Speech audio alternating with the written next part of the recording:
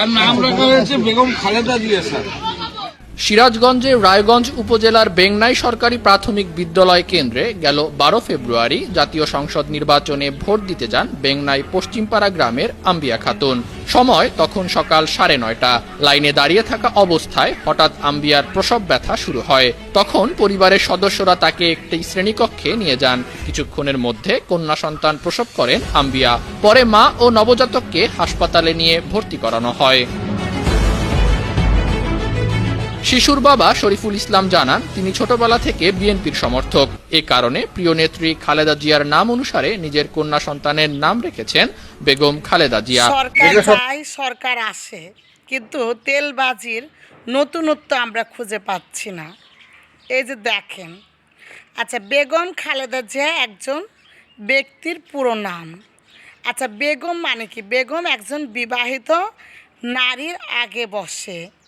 আর খালেদা, আচ্ছা, এটা ওনার ব্যক্তির নাম। আর জিয়া ওনার স্বামীর পরিচয়। তাহলে একজন নবজাতক শিশুর নাম বেগম খালেদা জিয়া কিভাবে হয় বলেন আপনারা? তেলবাজির তো একটা লিমিট থাকে। হ্যাঁ, বাচ্চাটির নাম শুধু খালেদা রাখতে পারতো। খালেদা নামটা অবশ্যই সুন্দর, কিন্তু এইভাবে তেলবাজি করে একজন বিবাহিত মানুষের টাইটেল, স্বামীর পরিচয় নিজের মেয়ের নামে কেন দিতে হবে? আসলে এই ধরনের আহাম্মক জুকার, এই ধরনের তেলবাজির লোকগুলো আছে বিদায় আমরা সুন্দরভাবে প্রতিনিয়ত হাসতে পাচ্ছি। আর হাসতে পারছি বিদায় আমাদের হার্টবিট ভালো থাকছে। ভবিষ্যতে হয়তো আরও কত কিছু দেখতে হবে।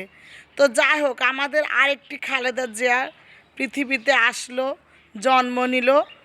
এখন আমিও চাই যে খালেদা জিয়ার বাবাকে এমপি এমপি বানানোর জন্য জোর দাবি জানাচ্ছি। কারণ বংশগতভাবে এমপি মন্ত্রী এদেশে না থাকলে তো তার মেয়ে আবার এমপি মন্ত্রী হতে পারবে না। তো এই জন্য প্রথম যে দাবিটা, সেটা হচ্ছে খালেদার বাবাকে আগে এমপি বানানো হোক। পরবর্তীতে হয়তো খালেদা এদেশের প্রধানমন্ত্রী হয়ে যাবে। নইলে নাম দিয়ে কি হবে? সে নাম তো নামই। আর দেখেন, 2 ভরি গহনার স্বর্ণের সোনাকি দিয়ে গেছে, হাঁচি হলে ঠিকই দিয়ে আসতো। তা তেলবাজি করার সময়ও একটু বিশেষে তেলবাজি করা উচিত। হ্যাঁ, যে আপনাকেও সেই 2 ভরি ওজনের গলার চেন আপনার বাচ্চাকে দিয়ে আসবে, এমন চিন্তা চেতনা বাদ দেন।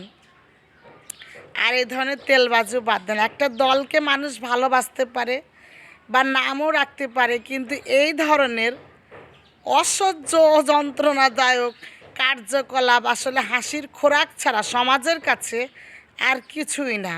আপনার এলাকার চায়ের স্টলে যান, পাড়া মহল্লায় যান, তাহলে বুঝতে পারবেন যে এটা কতটা হাস্যকর অবস্থানে পরিণত হয়েছে। তো যাই হোক, তো সকলকে বলবো আরও নতুন নতুন তেলবাজি দেখার জন্য আপনারা প্রস্তুত হয়ে থাকেন। তো সকলে ভালো থাকবেন, সুস্থ থাকবেন।